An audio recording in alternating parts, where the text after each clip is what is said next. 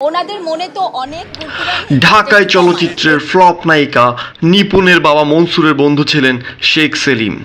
দুজন ঢাকা বিশ্ববিদ্যালয়ে হলে একই রুমে থাকতেন। শেখ সেলিমের কুনজর পড়েছিল কোচি নিপুণের উপর। অবশ্য নিপুণেরও ছিল ক্ষমতার লোভ। পরবর্তীতে বাবার বন্ধুর সঙ্গে অনৈতিক সম্পর্কে জড়ান নিপুণ। সেই সম্পর্কে জেরে প্রভাবশালী হয়ে ওঠেন নিপুণ আক্তার। গুঞ্জন আছে, প্রেমিকা নিপুণ আক্তারকে ভালোবেসে বনানীতে টিউলিপ নেইলস ও স্পা নামের একটি পার্লার উপহার দেন সেলিম।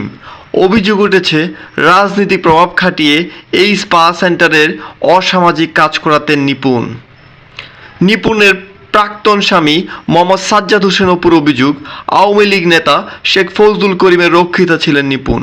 তাদের অবৈধ সম্পর্কের জেরে বৈবাহিক সম্পর্ক ছিন্ন করেন অপু। নায়িকা নিপুণ আক্তার